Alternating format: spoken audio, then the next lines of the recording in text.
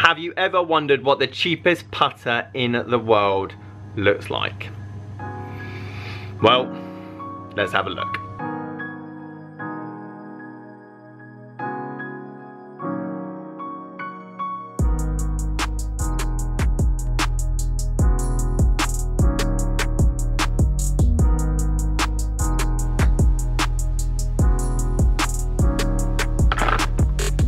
I say any good putter, any scratch player I give this and put it in their hands, I can guarantee you they're not going to have a disaster out on the golf course. Guys, how you doing? Welcome back to a brand new video. Simon down here at Burford Pro Shop. Cheapest putter in the world. Brand new, I hope. Never been touched, I hope. And I ordered it off Wish. I got quite a few comments in a few videos, order something off Wish, and so I decided I will. I went on there, I tried to see what the best deal I could possibly get on a putter, and this is the cheapest I could possibly find. I think it was £17 for the putter, £5 for delivery, so £22 altogether, and it's here, and it actually came relatively quick. So I want to see what it looks like, feels like, sounds like. We're going to give it the Pro Shop test because the greens at the moment have been scarified and timed and everything else, so they're not going to give us much feedback, whereas all I want to know is how light does it feel, does it look cheap, does it feel cheap, and I'll give you my thoughts on putting in general when you want to choose a putter that's good for you. There it is, Rio 2016 PGM. Do you know how I know this is a cheap putter? It's still got the paint drying on the face. Someone had a bit of a slip on the hand there. However, this putter actually feels relatively heavy, and I'm going to give you my thoughts on it. Let's be honest, yes, this putter is going to be very cheap. However, can you play golf with it? That is today's question. Now, I must say, I'd rather you spend £300 on a putter than a driver. That being said, you don't really need to do either. And I think the main story or premise you need to get away from this video is 18-year-old Simon would not be able to beat 28-year-old, me now, Simon with a Scotty Cameron and me using a broom handle. My putting was horrendous when I started the game. I started when I was playing about 17, 18, and putting was awful. And I had a very good putter. I think my first putter was a ping putter, then I think I went to a yes, and then I think I went to a Scotty, and now I'm back to ping. However, my putting's the best now than it ever has been, because of the experience, the technique, the hours of practice that I've put into this game. I could easily go and beat 18-year-old Simon with this bad boy, the Rio 2016, purely because of my technique, my confidence, and the higher skill level that I currently have. And confidence is the key word when it comes to putting. If you stand over a putt and you're more confident, you're gonna hole the putt. If you stand over it thinking that I've missed the last 3 of these in the last few holes, then you're probably going to miss that one as well.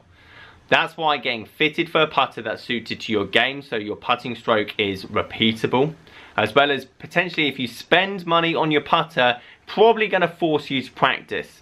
If you're purely buying a brand new expensive putter hoping that it's gonna cure your pace of like shots, for example, or curing those 4-foot misses, it's not going to happen. It might happen for the first 2-3 weeks because that honeymoon period, you've got the confidence, you've got that level of belief that this putter is working, and guess what, it works. And if you could carry on using that, then you're going to be a great putter. However, the problem is, as you're human, you're going to miss some putts, and when the doubt creeps in, that expensive putter is going to be just as good as the cheap one you probably traded it in for. As you've seen, I'm giving it the full Pro Shop test. Unfortunately, the greens at the moment have been spiked and hollow cord, so they're going to be useless for this kind of feedback or obviously hitting it. And I don't know really how to test putters. How do you know if a putter's better than another putter? Please leave a comment down below, because I'd love to test this against a Scotty Cameron, but how do I test it? I mean, it's purely perception. Someone would hold a Scotty Cameron and it feels heavy, therefore it feels good, and it feels soft off the face. However, they might pick this up and get the same kind of feeling. So are we just purely judging putters on feel? And I'd love to know if there's a test out there that I could do to judge one putter from the other, whereas you can do that with a driver, ball speed, distance, spin rate, very easy to identify what a better driver is for that particular person. Whereas putting, realistically, how can you gauge how good a putter is? Purely off the number of putts that you hold. They're all going to be different, the different courses that you play, so on and so forth. There's just too many variables. So I'd love to know if you guys have an idea of how I could quantify a putter being better than another one. That being said, expensive putters are better mainly because they can be customized to you. The main thing is, how do you know you're ready to have a putter customized to yourself? Because I can guarantee for the first 3 to 4 years of my putting career, I didn't really need a customized putter for me because I didn't or couldn't or hadn't found the stroke that I now have. I don't think my putting stroke will ever change from here on out. I've been playing the game 10 years. I know what feels right, what works, and I now know if I put a putter in my hands, that feels about right for my stroke. So when are you ready to get an expensive putter and not just buy a cheap one?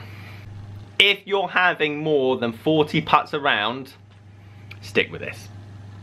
Don't buy a single thing. 40 putts or more around, i.e. you're having 3 putts or more around, or worse, do not buy an expensive putter.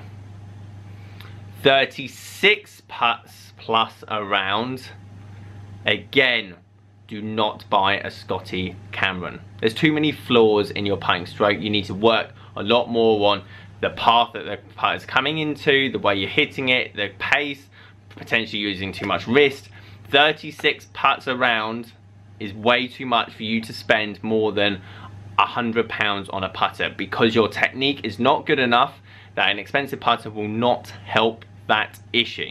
32 to 36 putts around is a potential that now you could look at expensive putter. Obviously the best guys in the world are averaging 30 putts or less in a round of golf, but their short game is so good that they're going to be wedging it to 6 foot endless amount of time. So let's say 32 to 36, you're now in that bracket, and start counting your putts. So if you know 32, 36, you're potentially now in that realm that you could have a putter custom fitted for yourself that could help you gain confidence. You now know that putter is suited to your game, and it's the putter you should be using for the next 10 to 15 years. Let's talk about technology in putters. Because if you look on tour, which is probably the easiest place to look in terms of stats, putting averages haven't dropped over the years. They've stayed exactly the same. Even though putting technology's got better, i.e. like MOI and weighting and feel and feedback, everything else like that, putting averages have stayed exactly the same year to year. The people that are putting the best obviously change from year to year, and that's probably down to more the mental and confidence side of the game. But in terms of how many putts are sunk a year on the PGA European Tour, is exactly the same year on year out for the last 10, 15, 20 years, purely because if you hit a putt out the middle on a good roll, and you know what you are using, and I think that's key. If you're used to the club that you are using, then you're gonna hold just as many putts as you would with something with a bit more technology, let's say. Now, don't get me wrong, I'm not saying that putter technology hasn't come along, because now we see much bigger face balance putters, for example, a lot heavier, alignment's got a lot better, grips have got thicker, and I think grips getting thicker is one of the key, amazing technological advancements we made in putting in the last 10 years, because actually it shows people not to use their wrist in putting. It used to be a very wristy technique, let's go 30 years ago, whereas now it's just all shoulders. And I think on mechanics and for the, I'm not saying for everyone, for the broad mass market, massive putter grips are the best thing ever. And they've had to weight putters now heavier to allow that, because if I put a huge grip on this here, it's gonna feel like there's nothing on the end of it. The more you put on the back here, or the bigger grip I should say, the lighter this feels, and the feedback's gonna be horrendous. So that's why you now see Scotties, TaylorMade Spiders, you name it, with thicker grips already on the handle. So you don't have to rip it off and put a Win or put a Super Stroke or whatever on it, because at the end of the day, that ruins the feel and balance of a putter altogether. And this is where the game is had. The amount of shots I save people out on the course from 50 yards and in from the flag, i.e. chipping and putting, is crucial. The amount of people that say my driving's awful, but they go, oh no, my putting's quite good, and I go, how many putts are you having around? And they go, don't know. And I go, how many 3 putts are you having around? Oh, only like 3, 4. That's 4 shots around you should not be having. And I say, any good putter, any scratch player, I give this and put it in their hands, I can guarantee you they're not going to have a disaster out on the golf course. If anything, they're going to probably play better because it's a challenge. They're looking at this going, well, actually, if I putt badly, I can blame it on the putter because it's cheap and it's badly made. However, that kind of confidence, that kind of release of the pressure will probably make them play better, and that's how much this game is mental rather than numbers based. You're battling yourself, not the golf course. So there you have it, the cheapest putter in the world. I'm going to test it. Hopefully you guys can give me some ideas in terms of tests, for example. I imagine the quality of this, if you left this in the bag for like a week or so, all the paint would come off it and the head probably fall off. But in terms of the actual feel and style and sound, it doesn't really feel that much different to anything else out there on the market. However, it's basically a bog standard putter. But if you're starting the game, it's not necessarily a bad start. For £22, you can't really go wrong, can you? Even if you just give it away to a junior, for example. It's still a putter, it's still legal, and you can still practice with it. And I think practice is the key to this game, whatever level. Guys, thank you ever so much for watching. As always, leave this video a like if you liked it. Subscribe if you are new. Catch you guys later.